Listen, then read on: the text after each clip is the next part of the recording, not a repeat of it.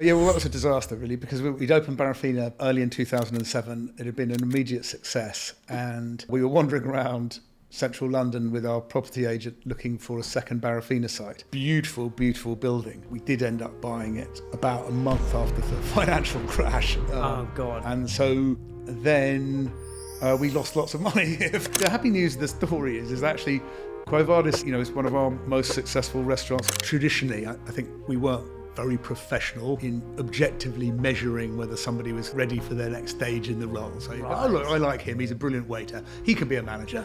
And without remembering to ask, has he actually got the relevant experience necessary? What are some of the economics of restaurants most people don't think about? So you get quid 20 in through the door. The first thing that happens, the government take 20%. Then you've got cost of ingredients, cost of staff, overheads and rent. And you've only got 10% at the bottom, so you've got those four big things. So if they all moved by only 2.5% each, that's your whole profit gone. I mean, I'm not actually a great believer in ghosts and stuff, but this building, if you're here by yourself at night, it is actually quite a scary place to be. Sam, thank you so much for doing this. Enormously grateful. I've had many a delicious meal in here in Quo Vadis, and was at Barrafina on Sunday in Borough Yards, which was stupendously delicious. I had an amazing meal with took the old deer, which was great fun. And yeah, I've got just huge respect for everything you've built, and I'm really excited to sort of just dig at some of your learnings along the way today. Oh well, this is a pleasure. It's nice to be here. I would love to start with sort of maybe a bit of a juxtaposition between two cities, so Mexico City and Manchester. Yep. So you went to university in Manchester, as did I. I think we were talking about this just before. And then you set up.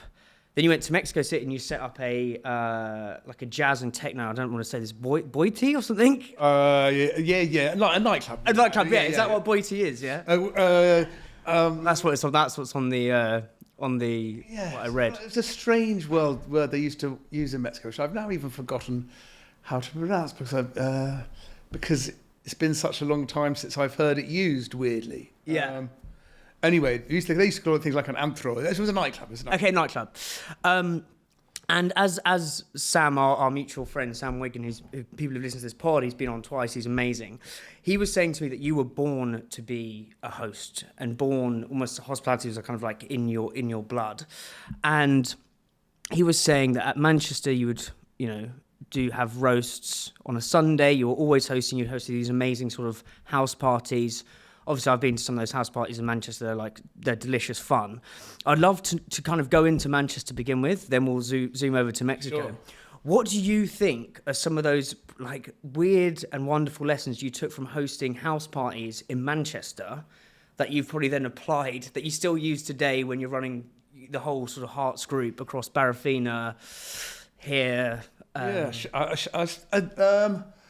it's a good question. I think there's some people, I think, naturally want to be the host and put parties on, and other people are more comfortable being the guest. And obviously I like going to other people's parties as well, but I did always enjoy hosting parties. And I suppose there's a differentiation between organising and putting a party on and being the host.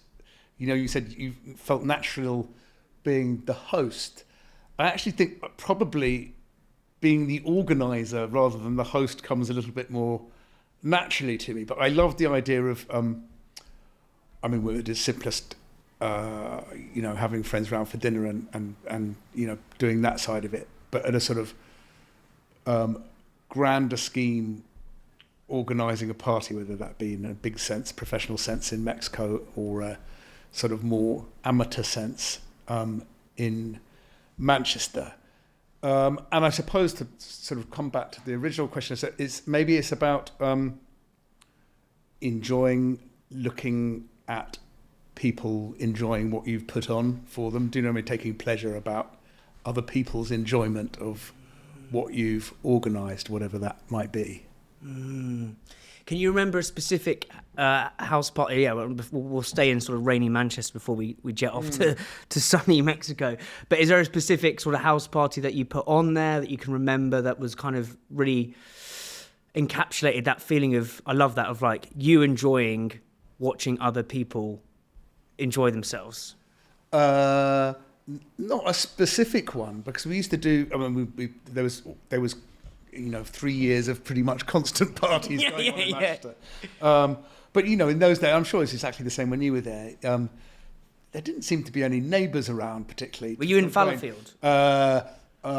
First year, then I was in Wilmslow and Disbury. So I moved around. But moves out, but anyway, somehow or another, if there was a neighbour, they didn't seem to care when you stuck in a sort of professional sound system and had 300 people in the house. I don't know how, but I think they're still getting away with it. My son's at Is your son up there? My son's at Leeds, actually. Okay, yeah. Actually running club nights, strangely, there, where the after party remains a sort of a big part of the event. So, and they're still getting away with it, bizarrely. I think if you get to an area where there's enough students, you can. Oh, yeah. I mean, it was a sort of...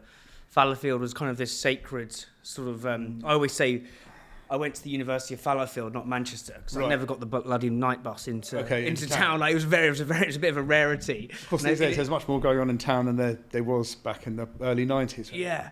So, did you have the sort of the hacienda? Was that your time? Yes. Time? Yes. Because I've interviewed Sacha Lord, who does Warehouse Project. He does like the night time. Yeah. He's a fascinating guy, and he was sort of growing up in. I think he went into the hacienda, and he said that really sort of impacted everything he did creating Warehouse Project. I think Warehouse Project is still going now, but I suppose that was our hacienda, or probably your son's hacienda equivalent. Yeah. And I'd love to know, like, did you go in there, and how did that influence, not necessarily like partying, but like creating?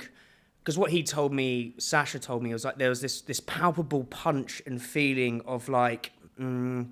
I can't really describe what the word is. This just sort of like this sort of bacchanalia of like enjoyment.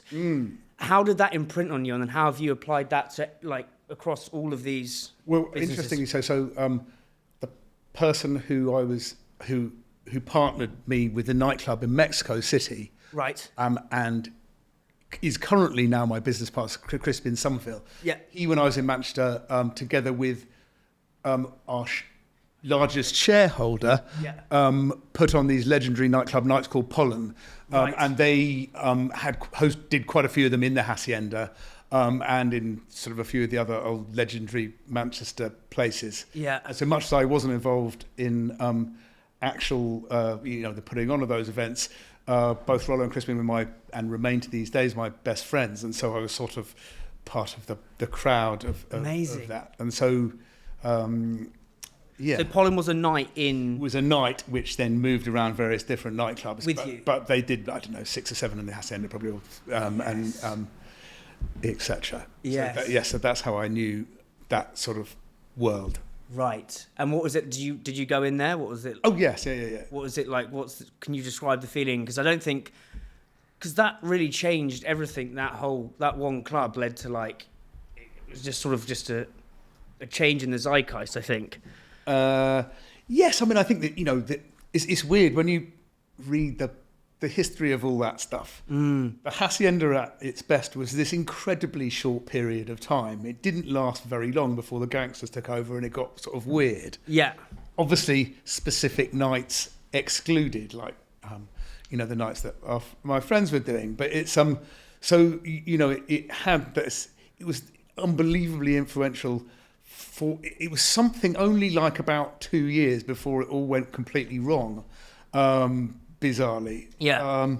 So the actual moment where the hacienda was really, really doing its thing was a couple of years before I arrived. Oh, okay. So I think I might have got to Manchester in 92 or 3. Right. And actually, the hacienda was, when it was really, really, really influential, I think was more like 89 to 91 or something. And then it changed, and so by the time I got there, it was no longer the absolutely legendary place. I mean, it still had its reputation. Yeah. But that those sort of Happy Mondays days had gone by that. Yeah, because you had, wasn't it a guy called Tony something? Tony, yes, who yes. I don't know. But he had Happy Mondays, Think Joy Division. Exactly. Yeah, and then a New Order. That was it. Yeah, and he basically, he got it up and running, and then so then you've got this host, and I suppose enjoyment of watching other people enjoy themselves, and I think that works across a myriad of things, whether it's a pollen rave or a restaurant. I think they're singing from the same hymn sheet. They're just different or textures. making a film or recording a podcast. It's exactly. the same thing. So then you go to Mexico. What's the pull to Mexico City? Why there out of anywhere you could have gone? So I did economics at Manchester. Right. And in my year off between school and university, worked in finance, and the company I worked for, I got on well with them. They said, look, when you finish your degree, come back and work for us. And I'd been travelling around South America in my year off as well. Really liked it, wanted to go back, spend more time there. And they were opening offices all across Latin America. So they said, look, come back and work for us, and we'll send you to the first office that we open. It might be Sao Paulo, it might be Santiago de Chile, it might be Mexico City. And in the end, it turned out to be Mexico City. So that's why I ended up back in Mexico. I'd never been there before, actually. That's how I ended up in Mexico. Right. And talk me through, because I think where you've got this club was in my pronunciation of everything's horrendous. Juarez district. I would love to sort of just go what's the colour of the streets? What does it smell like when you're walking through the streets? I'd really love to sort of paint a picture and tapestry of what it was like at that period of time for you. Well, the Juarez was pretty run down at that stage. So there was sort of pretty dilapidated buildings knocking around, empty parking lots, few sort of gangs of youths knocking around on street corners. It was relatively dodgy. I suppose that Mexico's always got quite a lot of noise on the streets. People selling tamales and tamales? It's like a sort of steamed corn pudding, mostly savoury, sometimes. Yep. Or elotes and the other great, the sweet corn they do. The elotes thing makes this ridiculously high-pitched whistle. People, pushing carts along, offering knife sharpening to second-hand mattresses. So the streets is sort of pretty busy and pretty noisy always. And I suppose in Mexico, you're never very far from the smell of street tacos, of which there were, I suppose, not on our corner where the club was, but 50 metres away, there was sort of some amazing street taco spots. So there's always a pretty strong smell of corn and cooking on the street as well. And I suppose combined with the slightly less appetizing smell of sort of car fumes and general pollution, which still pervades Mexico City. It muddles, it sort of muddles in. So it's almost like a cacophony of kind of, hustle, bustle, craziness, noise. I love very that. Much Mexico City's thing is the noise. Overwhelming assault on the senses, everything, sort of visual and smells. What's the visual like? Is it like bold colours or? You usually have, it has 300 and something days sunshine, so bright blue skies. Wow. Mostly. But then, with this very urban, a lot of, 70s, 80s, pretty badly designed concrete buildings, together with some old colonial bits and pieces. We were actually, the club's in an old colonial house, but it was pretty run down. Yeah.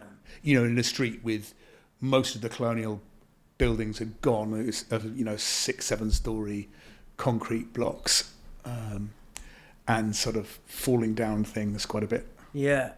And what made you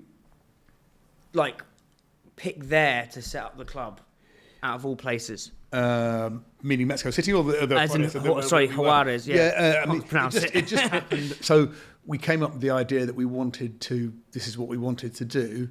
And it's just very an opportunistic thing of who knows somewhere that's got a license.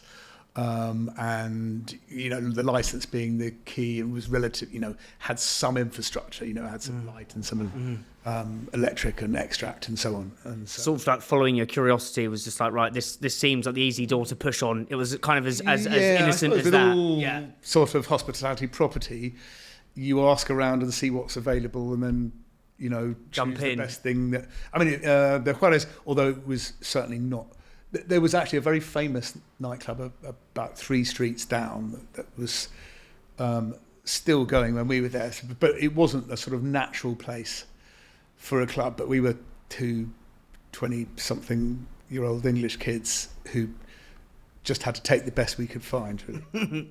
And I'd love to know how you got, like, if you take us inside that your nightclub, like, how did you what were the lessons you took in terms of getting people in and creating some sort of magic? Yeah. Because I think when I read somewhere, it got voted like one of the best.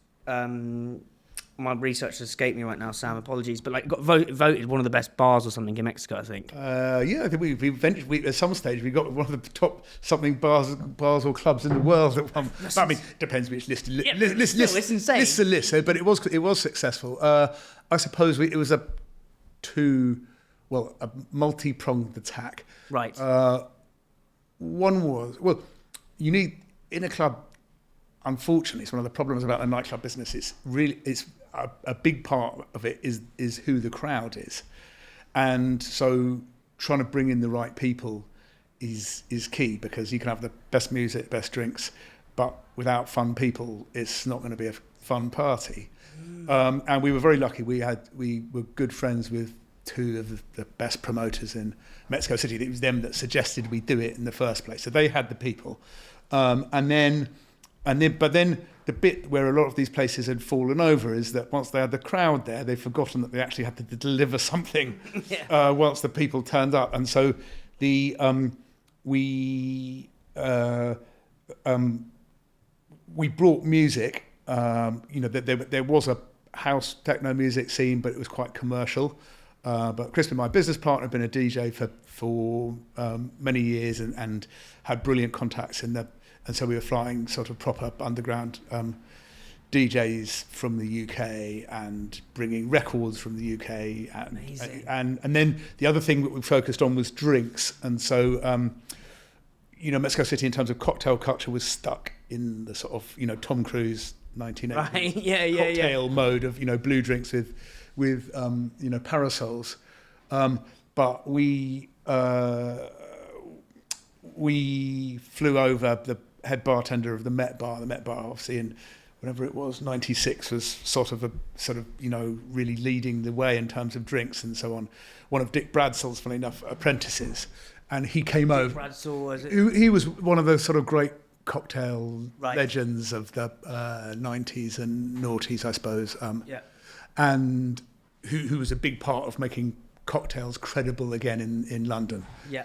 Anyway, his protege came and lived with us for 4 months, showed us how to make drinks, and funny enough, my now wife, then girlfriend, ran the bar, and together with Crispin's ex-girlfriend. So Crispin and I used to play the records, and the girls ran the bar and made the drinks. But they'd been trained by the best. Jasper was the sort of, and he remains a very good friend. He was, the best. So we did actually have really good drinks as well. I love this. This is fascinating, Sam. I'm learning so much. Few things, and I'd love to know, like, from that sort of moment in time, what are some of the sort of the principles that you think are still relevant with the restaurants you're running now, or the group you're running now? So you said, you can do the best drinks in the world, can have the best DJs in the world, but if you don't have the fun crowd, then it kind of just dissipates into nothingness. How do you? I know you said the promoters. Like, how important do you think is it in curating a fun crowd, or fun crowd to a restaurant and or nightclub? Like, how do you I know you've got promoters, but go a little bit further into that. How do you do that? I actually think it's really different, luckily. In between restaurants and clubs. Because with a nightclub, people are primarily there for the crowd, and obviously the music, the drinks is also important, but it's completely... Well, sorry, not every restaurant. We happen to be a foodie restaurant where what we try to do, have foodie restaurants, plural, sure. Where what we're about is food and service, and we don't care who comes as long as they enjoy what they do, because it's not primarily, we don't, that's, the crowd is not what we're after. We're after food and drinks and service and a nice atmosphere, but we're not at all crowd reliant or try and bring in a certain group of people. So it's really different from from the nightclub days where you needed a certain sort of demographic who are all going to get on and enjoy partying together. Now it doesn't matter for us whether you've got, a 70-year-old on one table and a 20-year-old on the next who've got nothing in common at all apart from they're enjoying the food and the restaurants. And so it's one of the terrifying things about nightclubs. If the crowd move on, you're effectively left with nothing. Doesn't matter. But if it's there are restaurants around where it's all about the crowd and it's less about the food and the service. I don't think it'd be unfair to sort of, we all know there's lifestyle restaurants where, it's about the DJ and the crowd and how people are looking and this, that and the other. But we don't put ourselves in any way in that category. So then the crowd is unimportant. As long as we're making them happy, then that's fine. Yeah. No, it's so interesting pulling at the different parallels because they're almost like cousins, nightclubs and restaurants. They are cousins, but they also are definitely they're really different. Yeah. So you said you played some tunes with your mate Crispin. I interviewed a DJ on here who's got a food page. That was it's a very tenuous link, but he's got a food page and he goes all around the world eating at some of the most amazing. He's a big DJ, plays with Calvin Harris and stuff. His Instagram page is phenomenal because he eats at some of the most amazing restaurants. And one of the things he told me about sort of reading when you're a DJ, it's about kind of reading the crowd or reading the room, or a bit like reading restaurant the floor, right? And he goes, your job is to sort of feel it. Like feel what they're feeling. You know this. I've never DJed, just a Spotify at a house party. Do you know what I mean? That was as far as I went, Sam. But he was like, what you're trying to do is, especially with techno music, which is what I love, is it's building constriction, then release, constriction, release. And I think I kind of was thinking about this today. Is like when you go to a great restaurant, sometimes you are kind of tense as a consumer, and then like the great restaurants, just a bit like Barrafina on Sunday, you just got this. I'd love to know, like, what would you say the parallels of playing banging tunes and sort of running a restaurant, like, and reading that, getting that people to feel that enjoyment, But I suppose in a restaurant, the difference is that in a restaurant you want to walk through the door and relax and immediately have the release. You don't want. I don't think you want any tension ever in a restaurant, whatsoever. Yeah. So hopefully you might have come in from a stressful day doing whatever it is, and you hopefully get greeted in a warm and welcoming way, and I think you can always you can smell when you're walking through the door of the restaurant, not actually the smell of the food, but you can feel whether it's going to be very often a good experience or not. And that when you walk in and immediately relax, then that's what you are hoping for, or I'm hoping for in a restaurant. Whereas the sort of ups and downs of music, where you want crescendos and lows, and and quieter bits and uppier bits, or whatever it might be, is not what you want it for. You don't want to go through an emotional roller coaster in a restaurant. Quite the opposite. On a dance floor, that's fine. In fact, you might say necessary, but you definitely don't want that in a restaurant. You want the opposite. You want to immediately, for me, you want to immediately relax and stay in a place of happy zen for the rest of your meal. Sure. So I get that from the consumer perspective, but from like the other side of the room is like, because obviously service and running a restaurant can be those things are going wrong the whole time. And Sam said to me, one of your greatest strengths is to be able to just like ride with problems that are ultimately going to bobble up the whole time when you're running a restaurant, things go wrong. Like, I suppose that's what I'm trying to tease at, is it will pull out, is like, you want people to feel release as soon as they walk through the door here, right? That's not actually that easy to do, right? Oh no, it's very difficult. So from the other side, like how do you manage that with all the different problems? Like, how do you get people to feel that constriction, that release as soon as they walk through the door? Because it's not as easy as it is on paper. Do you know what I mean? Of course, yeah. I suppose that it's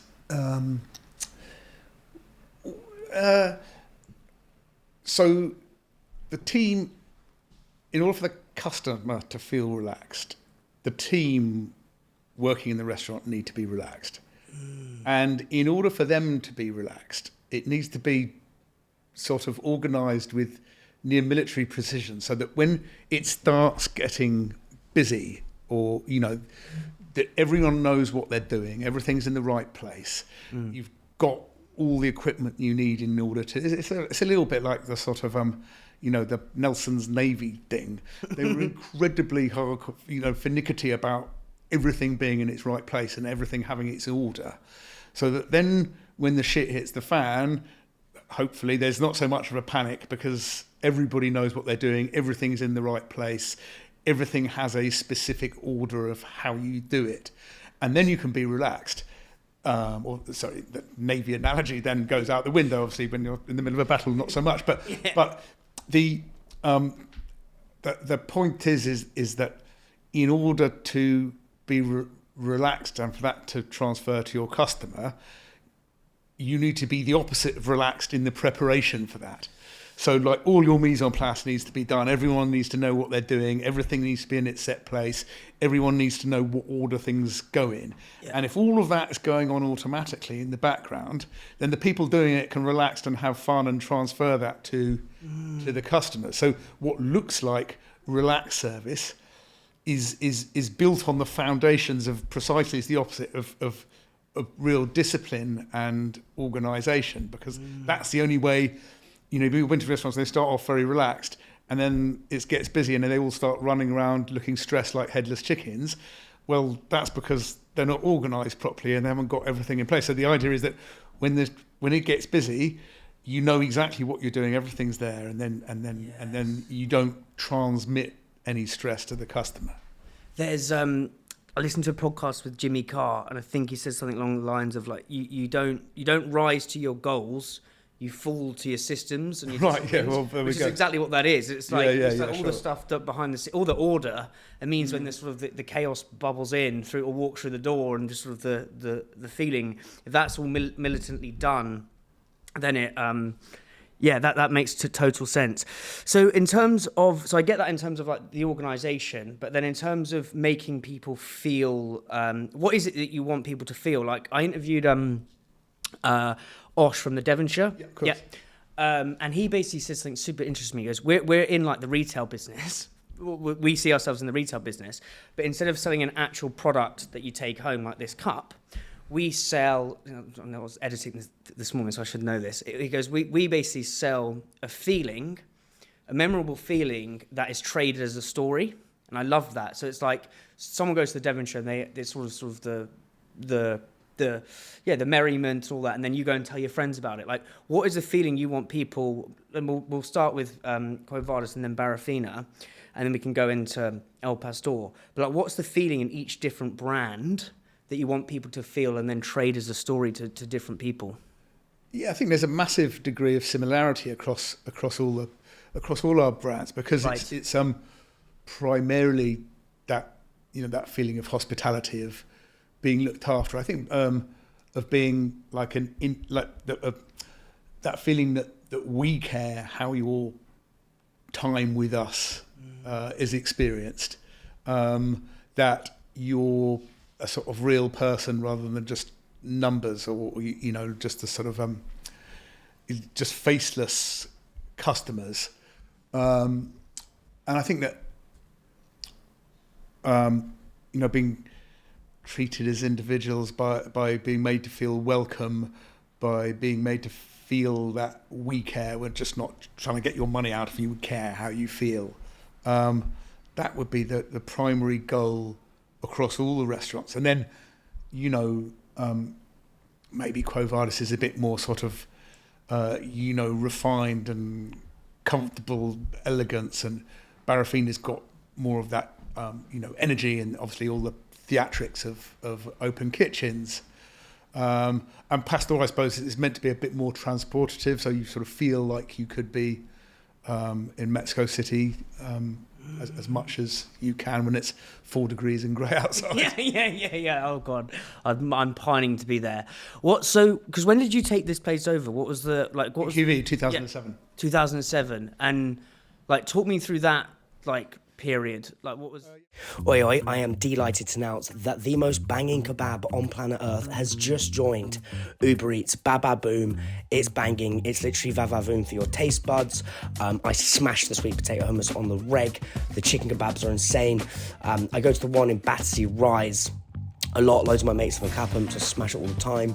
And they've also got one out east in Stratford. And look, don't say I don't treat you.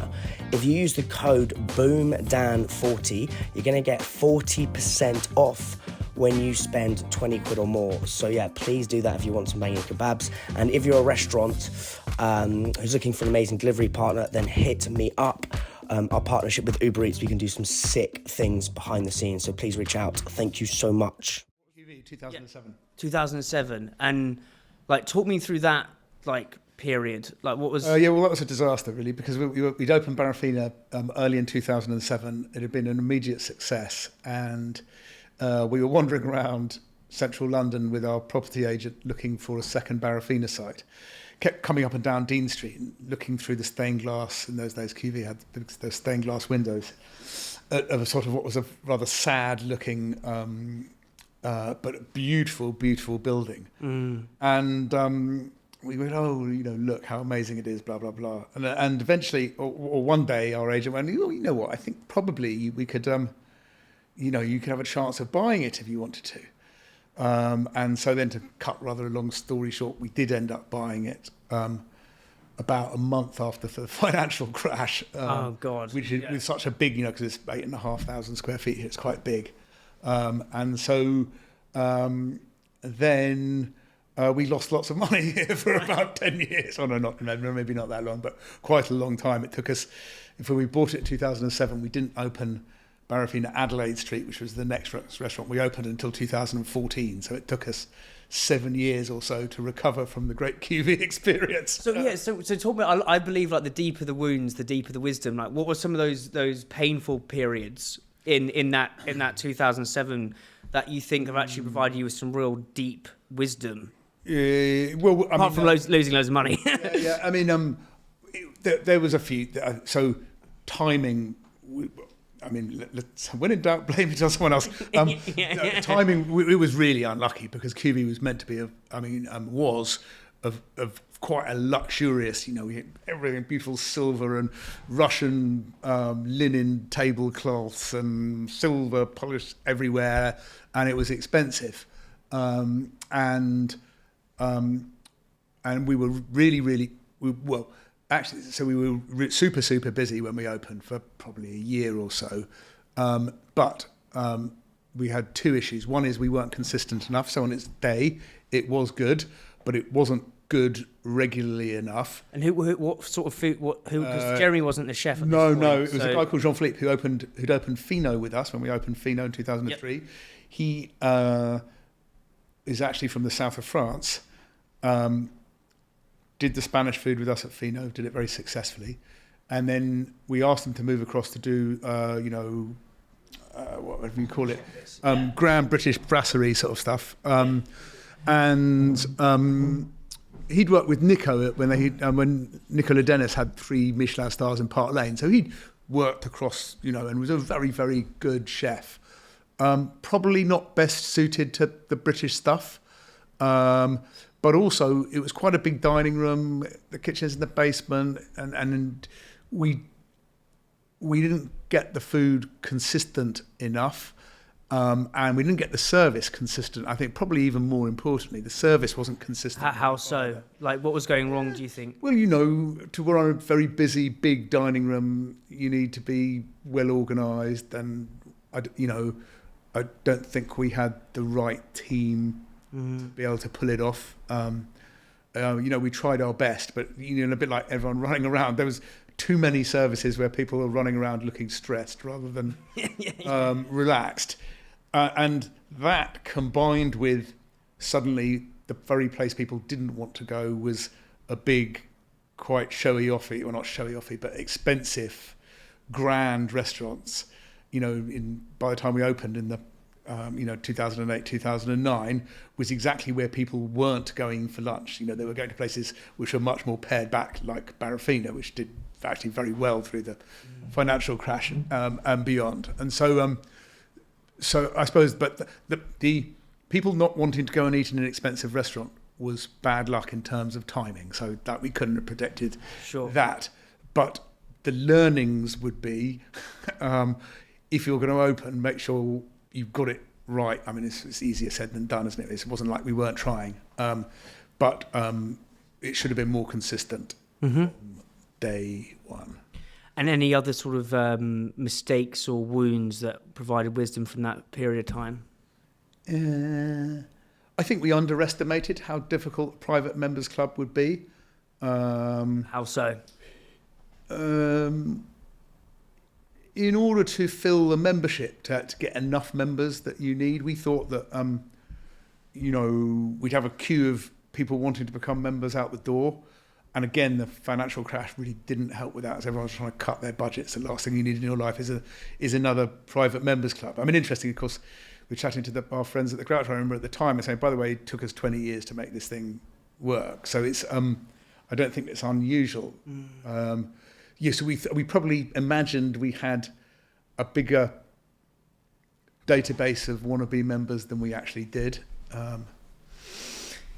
It's mad how, like, because obviously I've just sat up there for the last hour and a half doing some work, and it's now just like people coming in and out. Well, and the happy news of the story is actually Quo Vadis says, well, anyway, it's up there with, it's one of our most successful restaurants. We've got 15 restaurants. QV is definitely in the top 3. So if there is a lesson in perseverance, is that we got there in the end, which is. What were you saying? Because your brother Eddie was involved at this point, right? Yeah. So what were you guys? So almost like you sit down and you're having your coffee and things are going tits up. Excuse my language, but like, what are you saying to yourself? Because there's a quote I love, which I try and say to myself, especially with building this, which is Ernest Shackleton is the guy, the explorer, which is by endurance we conquer. So you just stay in the game long enough. Yeah, sure. But that dogged persistence is not easy. Yes. So talk to me about like what you guys were saying to each other just to keep bludgeoning your way forward. Well, funny enough, I think I can answer that in a more general way, because in restaurants in general, you do need dogged persistence, because anyone can come up with a great idea for a restaurant and be all enthusiastic on day one. There you are, 8 o'clock in the morning, and you're still there at midnight, and you want everything to be perfect, and that's great. And most people can do that for a week, 3 months, a year, maybe. But can you still jump up in the morning and still give a shit after a year? Can you still do it after 5 years? Can you still do it after 10 years? And so I think what unites all the people who've had successful restaurants for a long period of time is dogged persistence, because you've got these things. If you don't care anymore, the restaurants won't be any good anymore and they won't exist anymore. And so you have to keep caring and you have to keep looking at the detail. And that probably defines the restaurateurs and the chefs who've made it in the long term, is that by definition, they've got to be doggedly persistent. Yeah, sure. Because the moment they're not anymore is the moment it will all go wrong. So I suppose, and yes, of course, if things are going badly rather than going well, you need even more dogged persistence than if they're going well. But you still need them. You still need that. You still need that, even if it's going well, because you've still got to wake up and care and keep people motivated. And so what's when you wake up? Yeah, how long have you been in the game now then? So Fino was 22 years ago. So yeah, 22 years is wild, and congratulations. But what's when you wake up today? Or when you woke up this morning, like, what is that feeling to? Because I appreciate there's the dogged persistence, but you also, someone said to me, your hope needs grit, which I love. Like, your hope of doing something great needs a lot of grit as well. Like, what's the thing you're saying to yourself, or what's the feeling when you get out of bed, which is not always like buzzing your tits off, but like, what is that? Well, I mean, I suppose that it's that now obviously, I'm not on the restaurant floor every day, so I've got other people in place who are maintaining those standards, and in fact, we were a company of 600 odd people, so I've got people in place who are making sure the people who are on the floor are maintaining those standards. So my role has changed, but I suppose that we still spend a lot of time trying to make the customer experience better, and that could be anything from improving the way we do our training to improving the way we do our interview process so we're hiring the right people, improving our personnel policies and what we offer our staff so that our teams stay longer. So it's not me going, look, that's that glass is dusty. Yeah. You need to polish the knife. Sure. But we still, in every year's business plan, we still believe it very much that the happier the customer, the more they're going to come, and then the more they come, the more money we make and the more successful the business is. So ultimately, of course, we are a business, and we're, we've got shareholders and we need to deliver them value. But the way we think we can actually deliver the best value is by having the happiest customers, because then we'll have full restaurants and then we can deliver value to the shareholders. So we spend most of our day thinking about how we can have happier customers rather than how we can make more money, because the happy customer leads to the more money, and just in a slightly better way. Because the moment you start thinking about how can I make more money, take your eye off a happy customer, you don't have any customers and you'll make no money. So yes. Yeah, everything. Yeah, I love that. Just boiling it down. It's like you can kind of boil it down to one thing. Just make the customer happy. The bloody customer, make the customer happy. Yeah. Because which of course is complicated. Because there's a sum of a million moving parts. What would you say over the 22 years are like two of the 1 to 3 big things in terms that, like, if you were to say, right, we put this in place or we changed this, and this led, and again, exactly what you just said there, Sam, it's like a million different things, right? So it's a hard question. What would you say are some of the big things that really move the needle in terms of customer satisfaction, do you think, across everything? It is a good question. Well, I think it boils down to the team, because what you need to have happy customers is a team that knows what it's doing. And in order to have a team that knows what it's doing, they need to stick around, and have experience doing that job.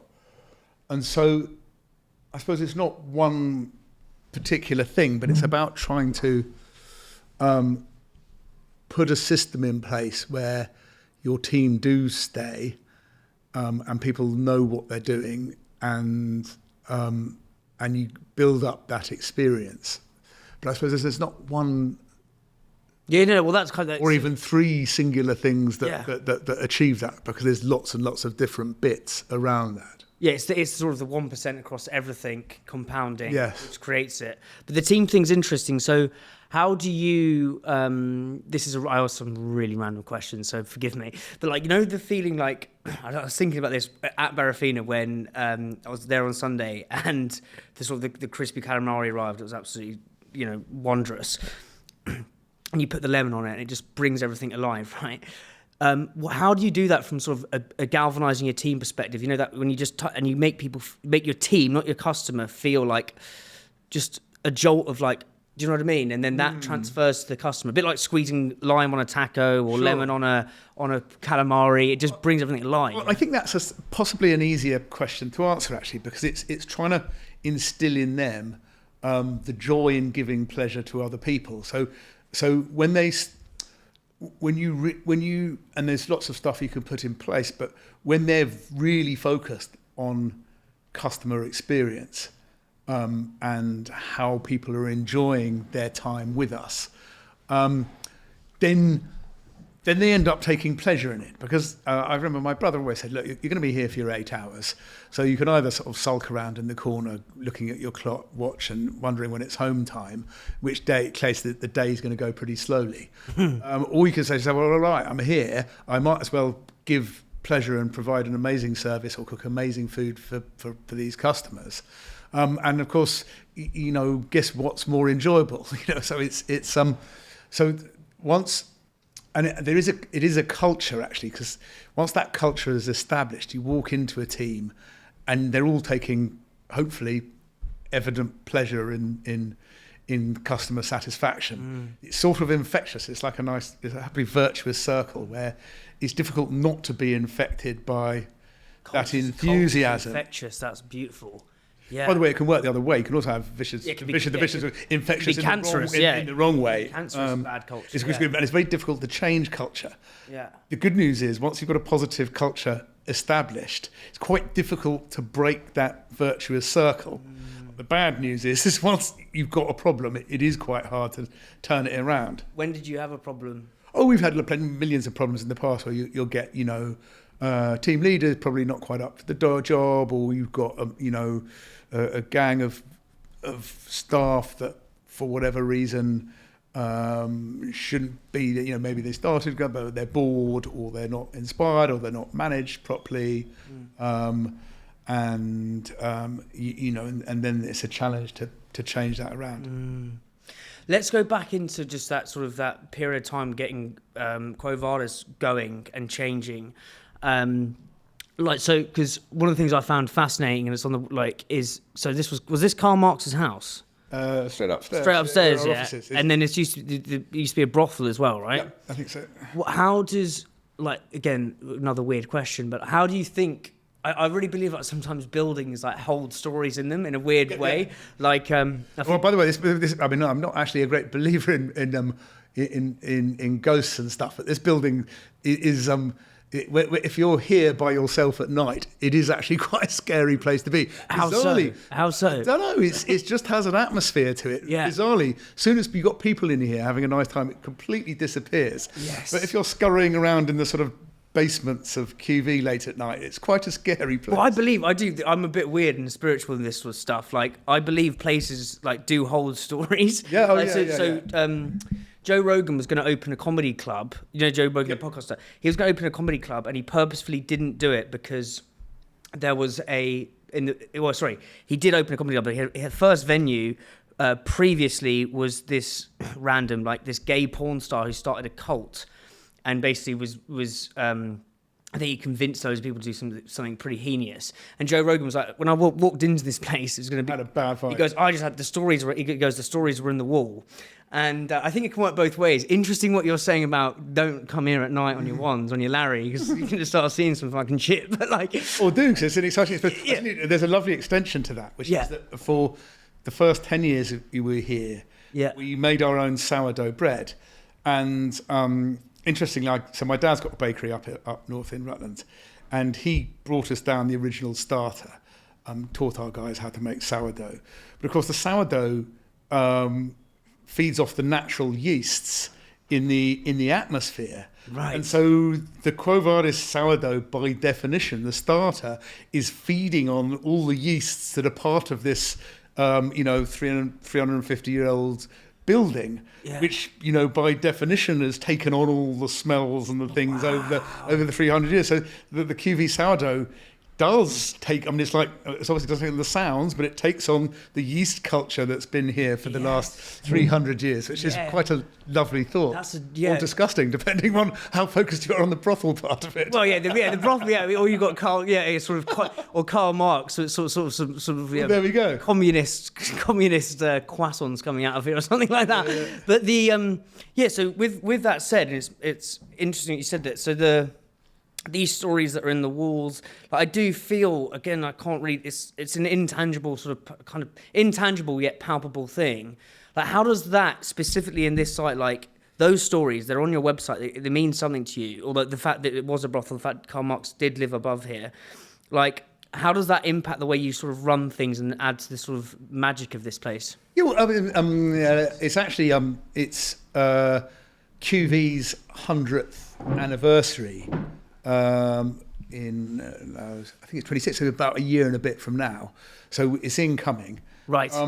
And there is this sort of amazing sense of, being custodians of one of London's most historic restaurants. Yeah. That I suppose is a privilege more than anything else. It's fantastic to be involved in a building with so much history around it. And I suppose, when so many of these the first wave, because it was a sort of one of the first wave of London restaurants. London as a city got going pretty late with its restaurants. QV opened in 1926.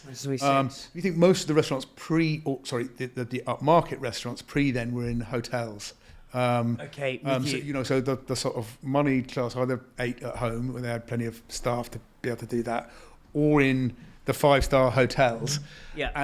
And restaurants didn't get going until incredibly late. So so it's one of the oldest restaurants, and there is a sort of so I suppose what I was moving on to is quite a few of them, or most of them now, no longer exist. So there is a certain sense of responsibility around the building about making sure it survives for, let's hope another 100 years as well. So.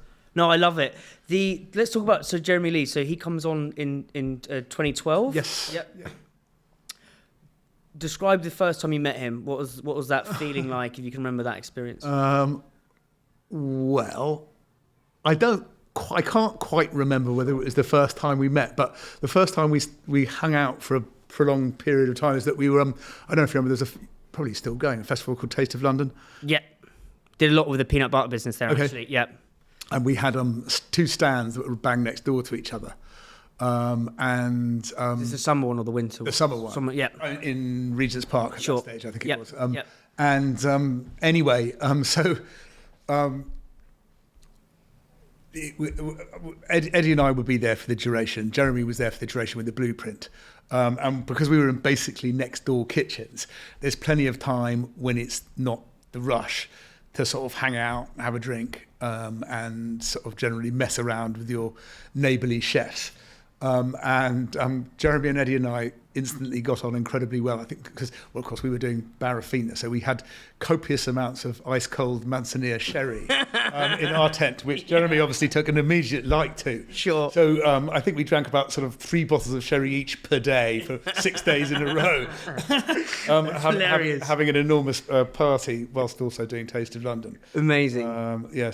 So that's where we really got to know Jeremy. And then what was it about him that you then? So was this? So this? What year was that? Taste of London, 2010. Something probably. A bit and then like what? That. So you obviously having a good sort of garrulous chinwag and drinking lots of sherry and getting nice and binned. But what's the step which makes you think, right? I want to bring Jeremy in to be the chef. Chef proprietor. Is that right? Exactly. Saying it So, like. I mean, QV, as you mentioned before, wasn't at that stage wasn't working financially. It was clear that if we were going to carry on here, we had to do something pretty major in terms of culinary change, because with a restaurant, once you're reviewed. Sorry to interrupt, Sam. So sorry. At this point, so I know we've got into the 2007 bit. So the food is It's Jean-Philippe. Yeah. And he's doing English food. He's doing English food, which was a bit weird anyway. Okay. As I said, it hadn't been consistent enough. Probably was consistent by then. I'm sure it was. I actually can't remember. Sure. But we'd lost too many. We hadn't got a customer base. The blend of the financial crash and anyway, for all those reasons. So it was pretty clear to Eddie and I we had to do something relatively a big change. We still thought that QV ought to continue as a British restaurant. I mean, it felt right for the building, which is a weird thing to say because obviously Leone's Quo Vadis was always Italian, but we don't know anything about Italian food. Don't speak Italian, never lived in Italy, blah blah blah. So that would have been ridiculous. And so then we're looking for British chefs, but British chefs of standing enough that the London's press were going to sit up and pay attention, because if we were going to do a relaunch, it's very easy to change a chef and no one care. And no one knows, and you're still in the same shit as you were before. Yeah. So we really felt that we needed someone who was very well respected amongst the industry and the press and obviously the public as well. And there's not that many of those people around, or weren't. There never are, at that level. Particularly, so we didn't want somebody who's got multiple sites and other things going on. So that rules out most people. And then obviously there's lots of other people, but they're perfectly happy where they are. And we just heard rumours that Jeremy, who ticked all the boxes, happened to be getting slightly itchy feet at the Blueprint, which, by the way, he'd been for 18 years, so it wasn't like he hadn't exactly stuck it out there. So, we'd heard rumours that Jeremy could be persuaded to move, and so that felt like, given that we got on well, we loved his food, he had significant standing in the press and public and this, that, and the other, was probably ready for a change himself. Sort of ticked every box. So we didn't. That's where timing works in your favour. Exactly. 2007 was a shit show. Yeah. 2012, it's like the stars are aligning. And happy days. Exactly. So approached Jeremy and then when it. And what did you say to him when you called him, or was it like? I said, I think we met in the pub, and so we rang him up. Said, look, we got something we want to chat to you about. Then met in the pub over a drink, and then he suggested that we talk about it. This is a sort of classic Jeremy. I'm pretty certain it's his idea that why don't we go to Paris and talk about it over a sort of weekend over a couple of days. Wow. Where we weren't likely to be overheard or spied upon by anybody, because obviously sort of people in the restaurant business sort of knew us and they knew Jezza, and so if they'd seen us too much plotting together, they might have put two and two together. Yeah. So off we get on the Eurostar. That's so funny. Immediately. Now, who do we walk into first? I know. Walk straight into Jeremy's sous chef from the Blueprint. He goes, "Oh, Jeremy, well, what are you doing here? Sam, why are you going to Paris?" Then we walk into a guy who used to be a partner in Quo Vadis and knows everybody in the restaurant. Sod's law, isn't it? What are you doing here? And then finally we walk into the Georges Cinq for a martini, and there's the whole Spiteri family. I don't know if you know John, who ended up being maitre d' here, Lorcan and Finn, who've got their restaurant Caravel, and Molly the daughter. Literally, there's all of them. Oh, I know. And Mel, who's John's ex-wife, who's Margot Henderson's partner. And you couldn't have more. And they're like, "What are you guys doing here?" It's like, for God's sake, everywhere we went in Paris, we bumped into more London restaurant people. That's hilarious. And Margot's actually been on the podcast. She's amazing. I've got so much time for her.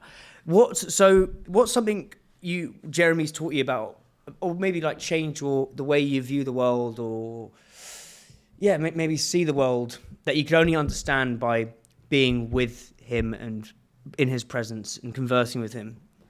I think it's the scholarly approach he has to cooking. I mean, he's got. You couldn't begin to count the amount of cookbooks he's got and the amount he reads about food and recipes and food history, and so he's a sort of living encyclopedia when it comes to cooking in I mean, not only British cooking, but French and Italian as well. So he's got this very, very academic, strangely, approach to food and where dishes come from and the history of dishes and how food has evolved, which hadn't even occurred to me, I don't think, before I met you. How do you apply that sort of encyclopedic knowledge to the way you run things? And well, I don't. I leave that to Jeremy. He does the kitchen. Well, that's the leadership point, isn't it? Yeah. And he's the academic one. I'm not at all. So it's so that hasn't changed. I don't think the way that we've run things. But we've got a fantastic partnership that's now whatever it is, 12 or so years old. 13 must be. 13. Lucky 13. Yeah. Well, there we go. Which is quite a long time. So. Because you were born in, your old man was in hospitality, wasn't he? It's still. It's still, sorry. And is your mum's from half Bulgarian, is it, and Spanish, or? It's complicated. Half Bulgarian, half English. Half English. But grew up in Mallorca in Spain. Okay, that was it. Yeah. So her first language is Mallorquin and Spanish. Yes. Okay. So she felt Spanish, even though she isn't by blood. Would you say, because I want to talk about now, to explore your relationship with your brother Eddie, would you say you're more like your mum or your dad? Oh, I think that's a bit binary, actually. I think there's probably bits. Really interesting. Probably bits of both. Because I've got a little brother, but it's like he's so dad. So mum, no, I don't think it works like that. Interesting. And how would you say you and your brother are similar yet different in your approaches? I mean, we've got quite different skill sets, actually. And we've Right. got exactly the same, I suppose, ultimate goal, which is going back to that, everything's focused on making the customer happy.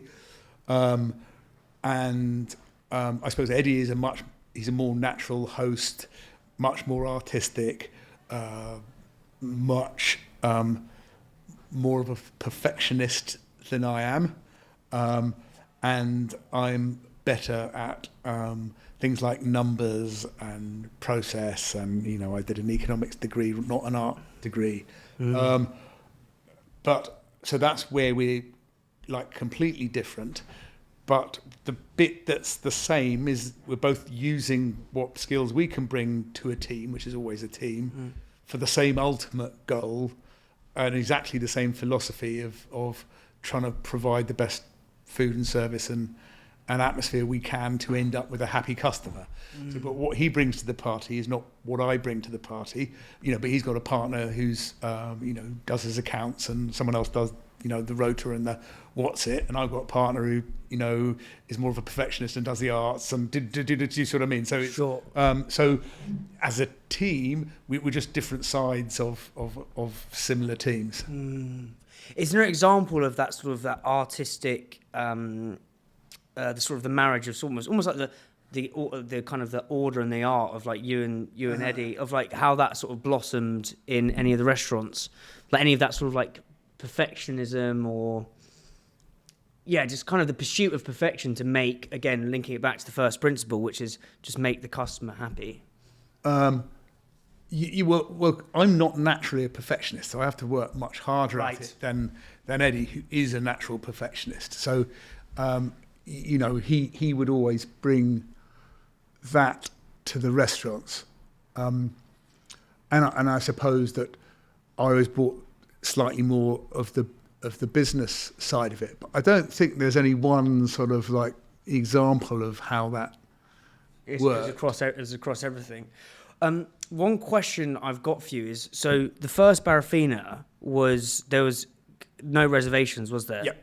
And it was a small, I read an article, and I actually sent it to someone talking about like how you'd almost turned the bug into a feature, the fact there was no, because it was a small site. Yep. When that happened, back then, that was like pretty nerve-wracking, pretty pushing the boundaries. Like talk me through the sort of the thinking with that, because just for listeners to give some context, so it was a small bar, but you wanted the tables to turn, the turns to be quick, right? Or do 8 turns versus 3. So, yeah. Well, Barrafina, we never cared about how fast we turned the seats, as long as people were there and spending. I mean, for example, we still don't serve tea at Barrafina, because if you've only got 20 seats, you can't afford people to be there for 25 minutes lingering over a cup of tea and spending £3. The economics just don't work on it. So that's your economic side coming in. Yes, yeah. But if people are there eating and drinking, they can stay as long as they like. So as long as it's from the business perspective, Barrafina, what you need is a spend per hour. So we don't care how long people stay, as long as they're still consuming something. But obviously, if you've got a very limited amount of seats, what doesn't make financial sense, business sense for the restaurant is to have people staying for a long time without consuming anything, because you've only got such few seats, it doesn't work. So we were never in a rush to get anyone through. It's just as long as they're still doing something, they can stay as long as they want. Okay, with you. And then but the no reservations thing, like that was, again, talk me through that period, because that was been, again, to give, and this is now kind of not ubiquitous in London, but it's way more commonplace. And sort of the small plates and stuff is, again, more commonplace. But at that time, it was a bit of a risk, because it hadn't been done, really. Yeah, so, I mean, Barrafina was inspired by this restaurant in Barcelona called Cal Pep. And Cal Pep looks very, very similar in terms of sort of layout and ergonomics to, all the Barrafinas today. So it's a counter dining only, counter restaurant with all the cooking on full view behind the counter in a space shared with the waiters. So the waiters and the chefs are in the same space, serving amazing Spanish tapas focusing on brilliant raw ingredients. And so I was living in Barcelona between Mexico and London, discovered Calpep, fell in love with it, felt it would really work in London, and then came back to London, and we weren't brave enough to do a Calpep because it was, bar only, no reservations, etc., etc. So I did Fino, which was a 90-cover tapas restaurant just below Rocker on Charlotte Street. Mm-hmm. And then that was a success, and a couple of years later worked up the confidence to do a full Barrafina or Calpep, what we wanted to do in the first place.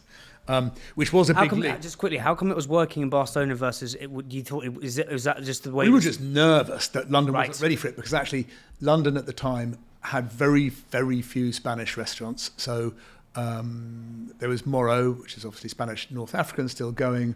There was anyway on the Fulham Road. He's still there.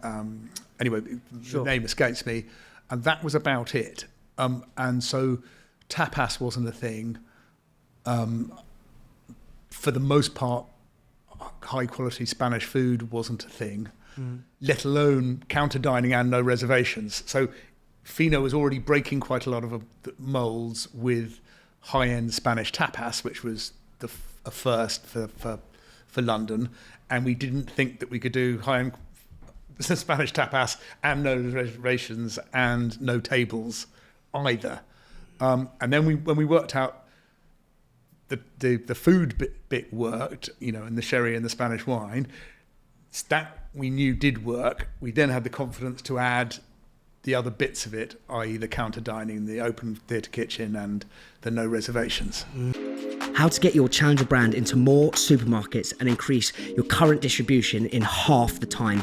Range reviews are happening right now, right this millisecond. Sainsbury's, Waitrose, Tesco, Ocado, Co-op, all looking for new banging challenger brands. Don't miss this range review and have to wait another 6 months. It's long. Don't lose precious shelf space to your competitors. Don't let your buyer pick another brand just because you didn't have a Grand Slam deck. Northstar Category Management help you create banging supermarket pitch decks so good that buyers find it impossible to say no to. Challenger brands like Perfect Ted, Trip, Bulb & Co, Dash all love Northstar. Look, I am so confident in Northstar transforming your brand. We've got an exclusive Hungry offer. Your first month for free. Yes, free. Plus, we're going to give you a free 30-minute consultancy session to see how your brand is currently performing in category. Click the link in the show notes to book your consultancy session and thank me later. Yeah, it's and then did you get how did you get people into Barrafina? How did you create We were full. We made a profit our first week when we opened Barrafina. How? That's what I'm trying to get into. Well, we had a good reputation from Fino. We built up, plenty of loyal customers, and people liked what we did, and the press liked what we did, so we opened. And Frith Street, it was on Frith Street, so just a block back from where we are now.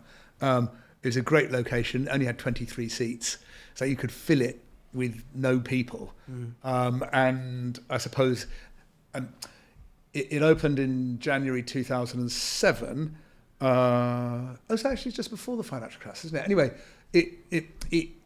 no one had seen anything quite like it in London, and they did like the food already, but it immediately had this very electric and exciting and energetic atmosphere, which people bought into, and it was just busy from the beginning. So I was thinking this the other day because I was on one of the high tables, we weren't at the counter.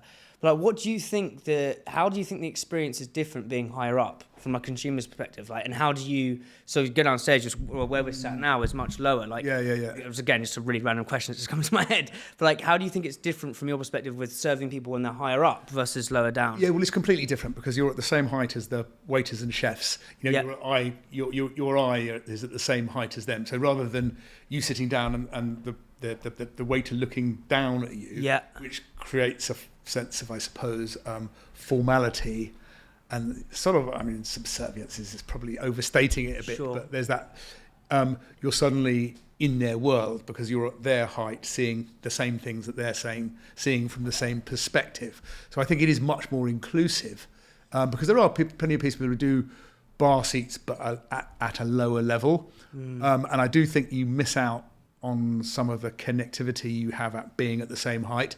And actually, you talk about those tables at Borough Yards, which we deliberately had at the same height as the counter stools.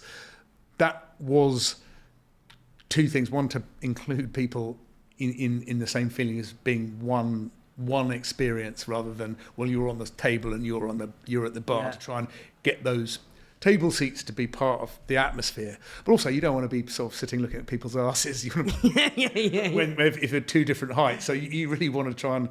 We felt that it was of great benefit to have everything at the same level. I love this. So it's stuff like this, which is like most people going in wouldn't think about, but like this that search of perfection to make the customer happy. Are there any other examples of stuff like this? Where Alan Yao, when he was doing things like Alan Yao, as in. So he was the guy that started Wagamama, but then we did Hakkasan, Yaoacha, and all that sort of stuff. Sure. So Yaoacha was meant to be a sort of informal dim sum place. His tables were all about 2 inches lower than a normal restaurant table. And if you just lower your seat just by a couple of inches, suddenly the sense of formality, it becomes much more informal because your sort of legs are slightly more crossed. It's weird because you're less upright. So those little differences in ergonomics actually are really important in restaurants. Do you know Tommy Banks? Yes. I did a podcast with him, went to his restaurant, what's it, not the Blacks, the Old Swan, something like that, up in the Yorkshire Moors, gorgeous. And I went in there the night before the podcast, I was with a friend, and you go in, and the chairs have arms on them. They're all tilted at an angle like that. And I was like, right. As you walk in, I can't describe it. It's like a sort of weird sort of magic trick where it just feels so much more open. Right, okay. Is, are they tilted away from each other? So say we're sat like this, and we're walking into the restaurant this way, the chairs would be open like that. So they're not, and he goes, they're at a slight angle, and he basically wants it to feel like you're opening like that. And I was like, this is just wild. Like it's a little sort of weird sort of magic trick. So you did those things. Are there anything else you sort of implemented to create that sort of that magic, I suppose, in across the restaurants?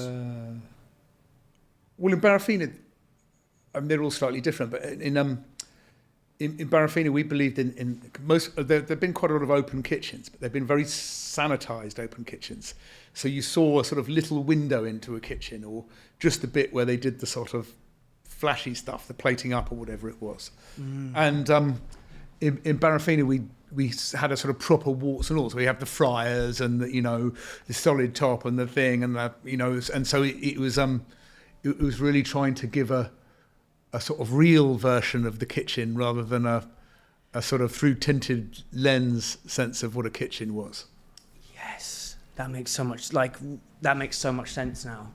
It's, as you say, wearing the warts and all. Yeah, warts and all. And that brings that sort of authenticity piece to the table. With El Pastor, like you said, you wanted to transform people or sort of make it transportative, I think. Yep. Transportative. To make people feel like they could be in Mexico City.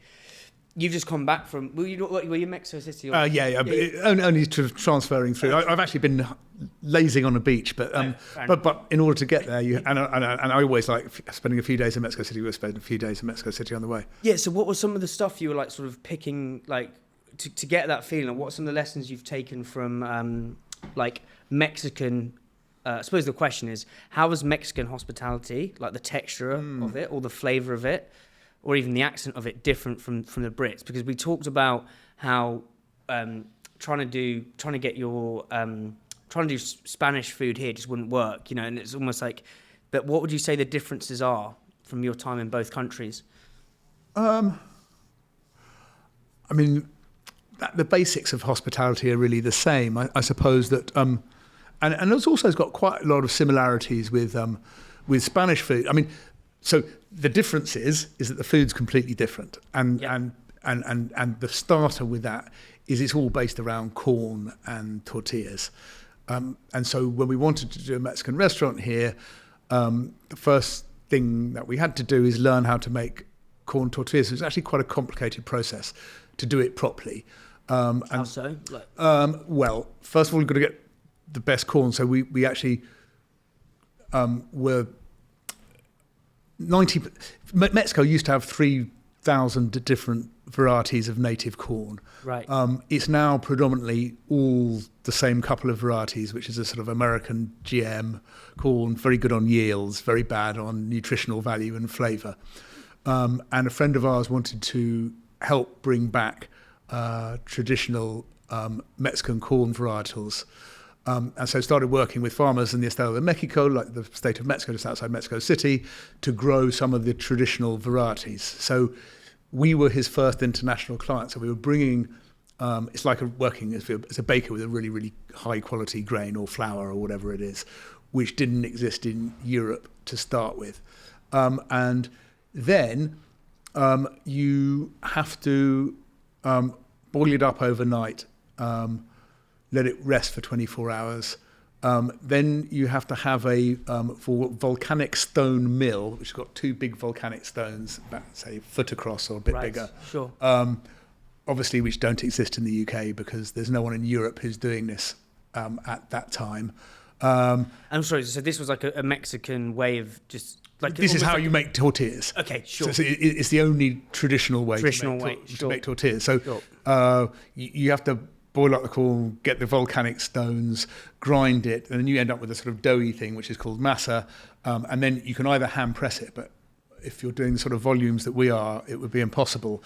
So then it needs to go through a tortilla machine, which sort of rolls it into pancakes and cuts it, and then you've got to par cook them, and then they're ready to go to the restaurants.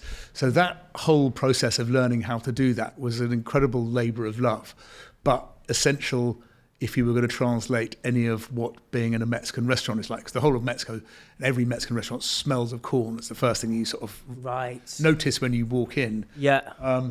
And so, I mean, I suppose that's it's almost the key thing, because, you know, a warm welcome and hospitality and getting a nice drink, etc., is exactly the same in Spain or London as it is in Mexico. But the corn thing is completely different, and something that didn't exist and still doesn't for the most part. There are other people doing it now, but not many. And so that bringing of corn and tortillas, I suppose, was the big differentiator. Sure. So lots of things are the same. So like, the Mexicans love, sharing everything, going to the middle and sharing dishes, and, that communal eating thing, which obviously the Spanish and tapas have long been doing. So that is very similar. But what they're eating is quite different.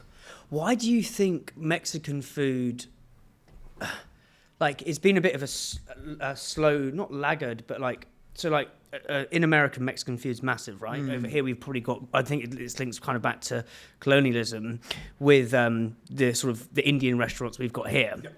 Roy Southern was talking to me about that. It was a lot of the generals were bringing back spices for their home before the restaurants actually opened. So we'd already sort of set the table of people intrigued in those flavors, so that when we opened Indian restaurants, that it was a much easier transition, because everyone would have been eating at home, a lot of the spices. Mexican food, obviously there's you guys with El Pastor, but it's not as ubiquitous as it is in the States. I know that is a sort of geography thing, but then if you look at there's Japanese food has gained momentum massively, Korean's gained momentum massively. Why do you think sort of Mexican food's a bit slower to sort of, for people, for across the whole nation, not just London, to grab onto? Do you know what I mean? I think it's because it's deceptively complicated to replicate in an authentic way. I mean, one of the things is most of America's Mexican food is sort of Tex-Mex and not authentically Mexican. Yes, there is plenty of authentic Mexican in the States, but not the majority. So Tex-Mex is what? How's that different? Just like I think it boils down to corn. It's the use of flour tortillas and things like burritos and fajitas, which you'd never see. Not really in Mexico. Yes, maybe some parts of the north, but it's so it is, because tortillas are at the heart of Mexican cuisine, and you couldn't buy proper tortillas, and still can't really in the UK. Some minor examples here.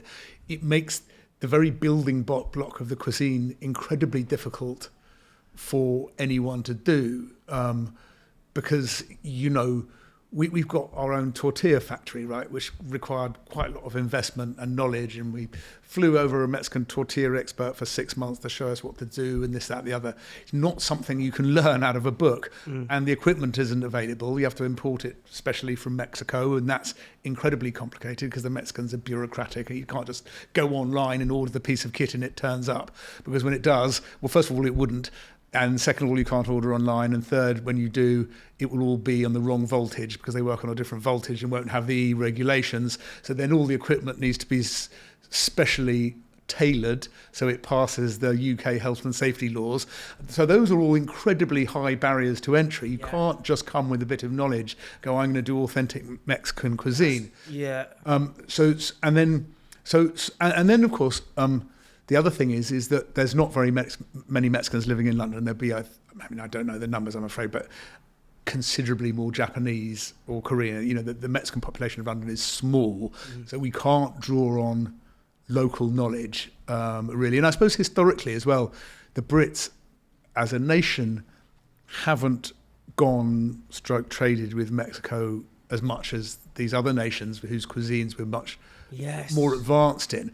I mean, what's interesting is that Mexico is actually the fastest growing UK tourist destination in the world at the moment. It has been for quite a few years in a row. So tourism from the UK to Mexico is growing at 25% a year. So this is, it's coming, and that knowledge is coming.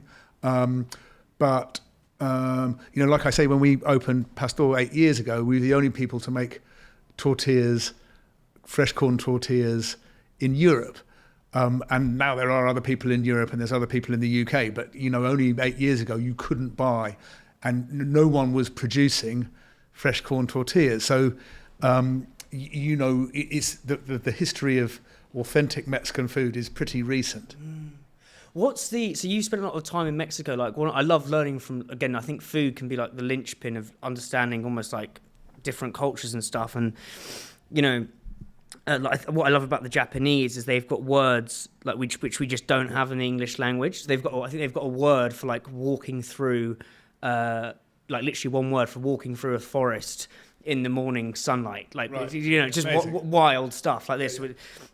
And then I spent some time in Costa Rica this time last year.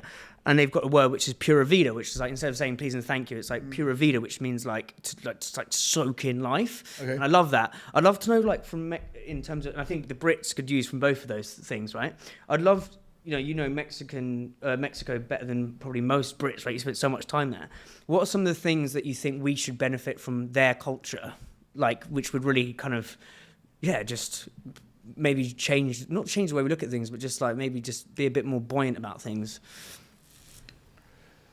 I mean, it's interesting. The Mexicans actually are by and large an incredibly cheerful, upbeat nation, or at least they are on the outside. Of course, these things are more complicated than first meets the eye. I mean, they are incredibly welcoming and very open and all the rest of it. My guess is, or rather, behind the scenes, they'll be like anyone else.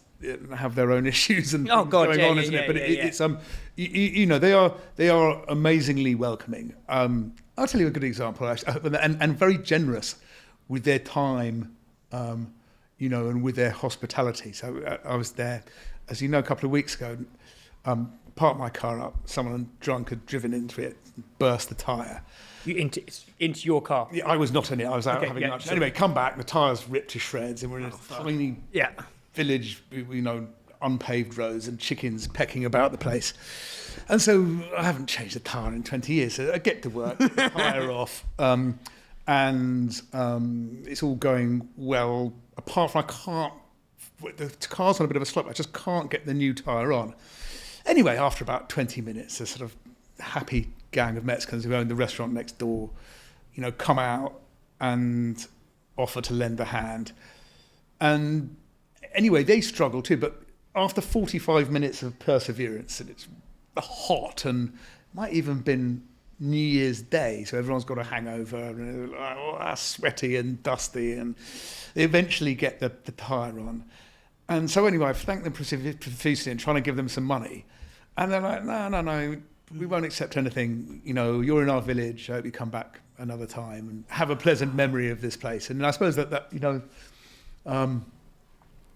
that's an unlikely scenario to pan out in the UK. Not even the money bit. It's just sort of someone giving you an hour's of their. They'd say, look, here's a number. Call the guy. Yeah, you know, These guys took whatever it was, 45 minutes, an hour out of their day. You know, in a poor village where, you know, it was hardly running water and stuff, and they just wouldn't accept anything in return. That was a, you know, I love nice that. thing to take back. A few more things, Sam, then we'll wrap this up, because just a few more things I've got to ask you, but I'm absolutely loving this and learning so much. I'd love to, again, I can't really pronounce things, but is it Nieves who was your ship? Nieves, there we go. She's gone on to do Sabor, and she's, you know, built an astoundingly amazing reputation herself. How did you meet her? Like, what she sort of, what have you taught her and she's taught you? It's almost sort of the mentor and mentee sort of relationship. I'd love to dive into those. Yeah, sure. So she, Jean-Philippe, the French guy, opened Fino with us, then went on to do Quo Vadis. He had worked with Nieves at one of the Nicos before he came to us. And then when we gave him the job of head chef, he goes, look, you know, I'm a Mediterranean cook. I can learn this stuff, but we should really get a Spaniard in the kitchen. And I know just the person to be my sous chef. And it was Nieves, who was working. There was a Spanish restaurant at the time. No, I forget the name. Anyway, just above or next door to Fabric, strangely. Right. I think they used to share the loos. Was it the Old Fabric, or was it one of the other ones? You know, my mind, I'm afraid, is a bit confused on the matter. But it's and so Nieves started work for us in 2003 at Fino as sous chef, and she was very green, very inexperienced. I mean, she must have been super young. Probably 22 or 23 or something. Yeah. But very focused and committed and ambitious, but young and very shy. You know, a good cook, but with plenty to learn still, because as I say, she's super young. But anyway, so she started as sous chef, and then when we opened Barrafina, we really felt that she was ready for the head chef role. So she moved across and opened Barrafina as head chef with us. And then when Jean-Philippe left Fino to come to Quo Vadis, she took over both restaurants, so she was running both. Oh, she was running Fino and Barrafina. Right. Because the food, at least to start with, was the same. I mean, in fact, it was the same all the way through. You know, Nieves, when Jean-Philippe left, brought more of her dishes there, and she'd obviously developed some of them to start with. But you know, the Fino and Barrafina food was the same menu effectively. So she was with us for 15 years, and then as she grew in confidence at Barrafina, really started to develop culinarily, you know, and as obviously as a sort of chef and a manager and a mentor and all those other things. I mean, she was incredibly uncompromising with her standards, which is a very good way to excel in this business. You know, asked a lot of her team, but again, you know, if you want to be the best, that's what you need to do. And eventually, you know, she left with Jose, who is our sort of a Jose story, you know, who until very recently was her business partner at Pastor. He did the front of house. So he started, when we first started Barrafina, not speaking any English, as the glass polisher, effectively polished the cutlery and the glasses. And then after 10 years, he was operations manager, was running the three Barrafinas we had at that stage, before going on to partner with Nieves at Sabor. So, you know, Nieves had been with us for 15 years. Jose had been with us for 10 years. I think they were getting plenty of offers to do their own thing, and also running 3 restaurants, you know, not what they wanted to do. They really wanted to take one thing and really focus on it, rather than, you know, because it's a slightly different skill set running 3 restaurants. And also, you know, if you're a perfectionist, you know, there's no way that 3 is going to be quite as good as that if it's just 1 and you're there the whole time. So yeah. I think they were getting frustrated with having, you know, with running about the place. I want to pick up on a couple of things. So you said, we talked about the sort of the culture, can it be that infectious or cancerous? Yes. we've talked about you and Eddie growing in confidence when you went to set up Barrafina. You start with Fino, that sort of that style of restaurant. You said sort of Nieves didn't have as much, was quite shy, but then she grew in confidence. Like, what have you learned about sort of culture and like helping people grow in confidence? And I think it's a guy actually interviewed the other week. The podcast I interviewed him a while ago. The podcast went out this week. Wrote a book called How to Be Confident, across a multitude of different books. Written loads of books. But I think it's a really interesting topic, and I think it's something that it's a pain point that everyone goes through. But like, how have you sort of built your own confidence, and how have you helped your team grow in their own confidence?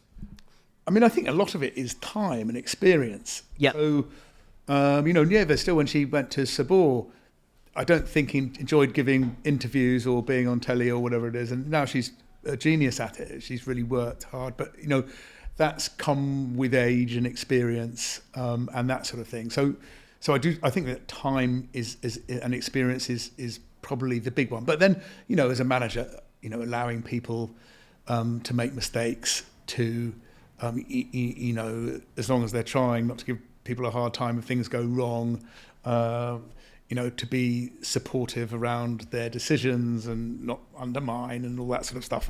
There's a lot of little things you can do there that does make a difference to confidence. But I think primarily it's that it comes with experience a lot. Yeah, and I suppose that's the time. That's the time, and confidence comes from competence. The more time equals more competence. Well, quite. Yeah. Exactly. So I think that people are more competent when they feel really comfortable in the whatever role it is that they're doing. Yeah. So it's a good point, actually. I mean, over promotion can be a complete disaster in restaurants and as well as in any industry. Quite a few people have said that to me. So it's a big deal. It was the Honest Burgers guys. Again, it's slightly different, but Tom and Phil. They said one of their biggest mistakes is promoting people too quickly. That can happen a lot in hospitality. Like, what is the problem around that? Well, a theory, right? So one is traditionally, I think we weren't very professional, probably as an industry, but certainly ourselves in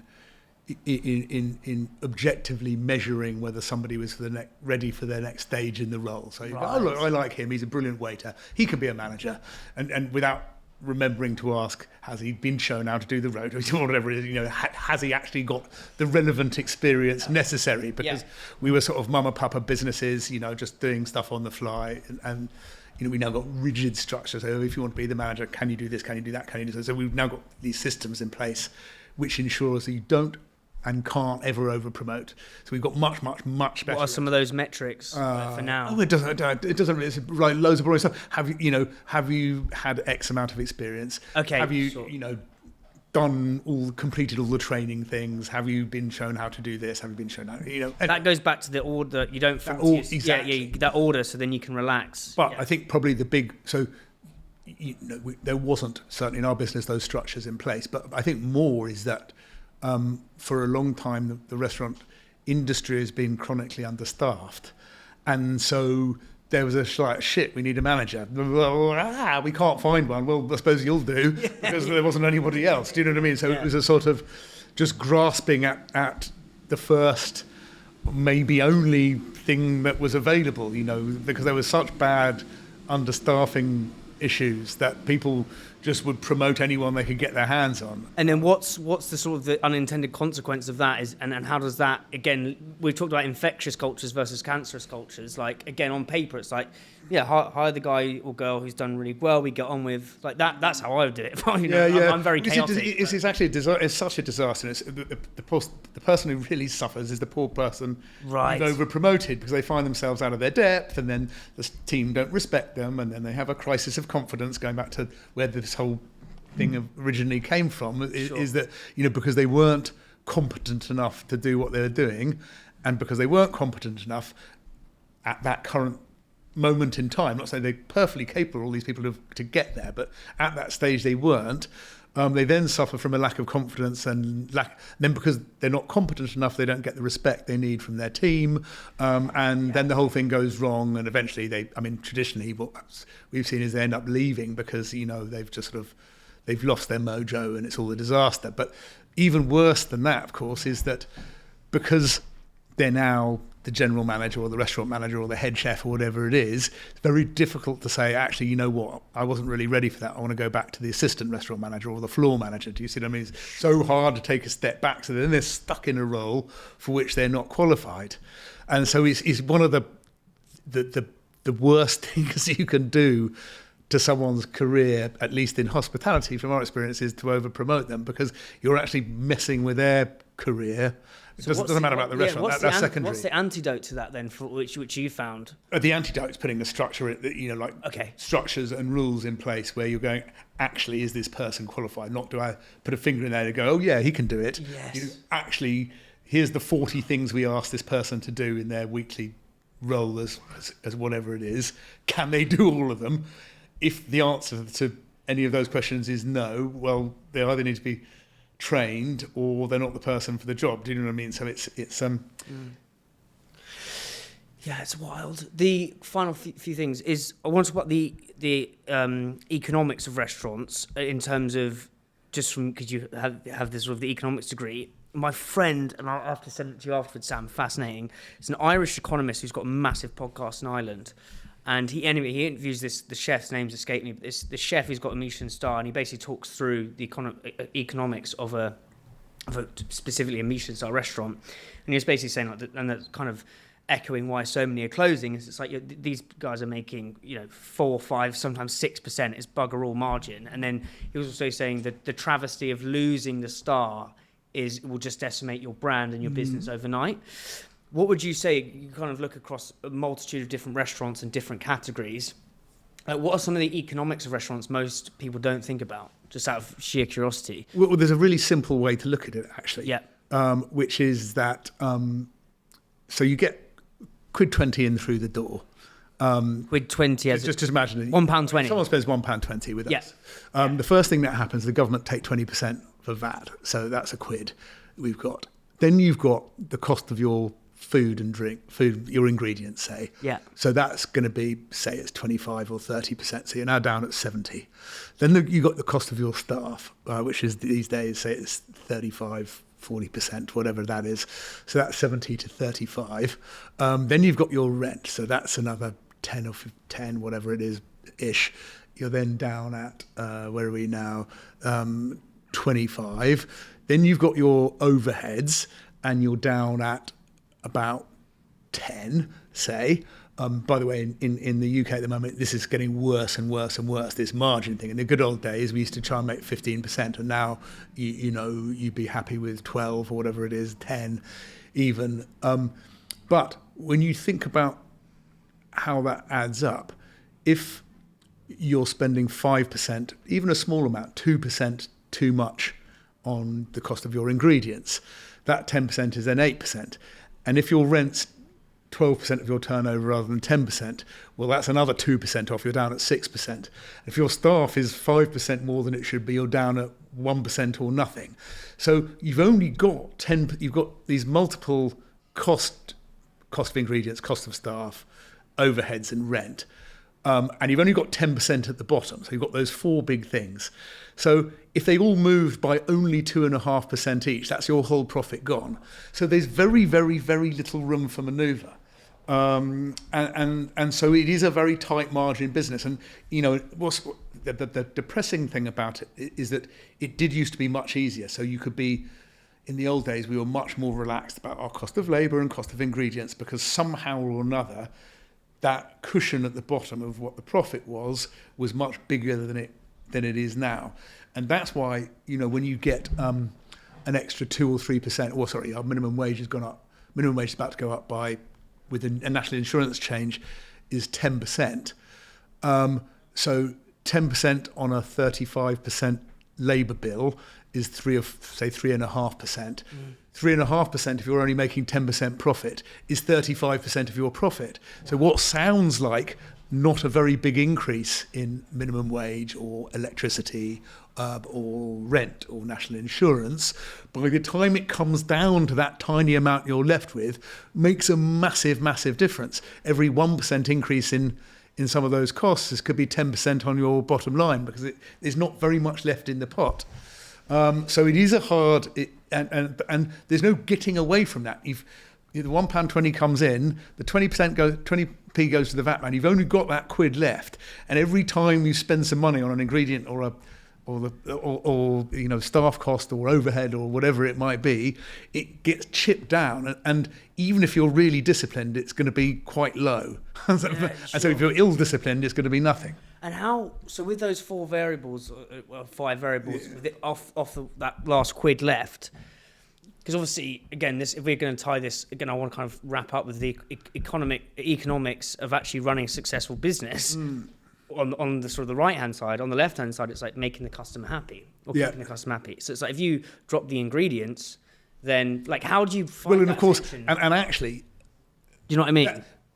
That rather basic theory of how restaurant economics works forgets about what your turnover is, because the easiest way of that bottom thing, that bottom percentage profit getting bigger is by increasing the turnover off the top. Because a lot of these costs, the rent, this, that, and the other, are fixed. So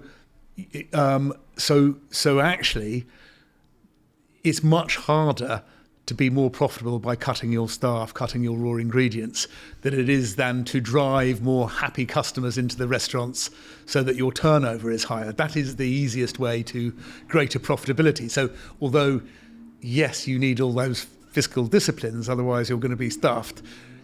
If you're just trying to be profitable by cutting costs, you'll never really succeed, because actually you're better at, you do need that discipline, but ultimately it's going to be the amount of bums on seats and the happy customers through the door that make the real difference as to whether you're a successful, in monetary terms, restaurant or not.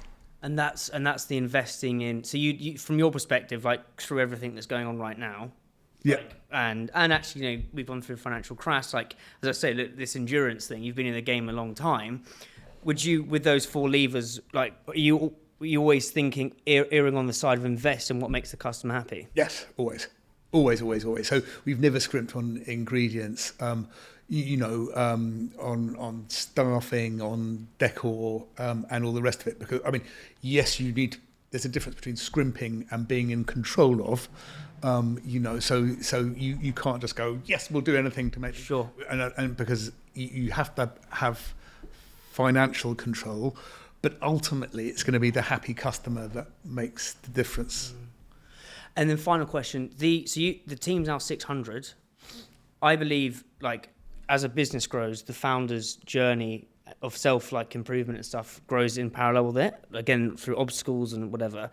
How have you had to change yourself from like the 2007 Sam to now? Like, what are the sort of things you've had to change in terms of how you run this thing?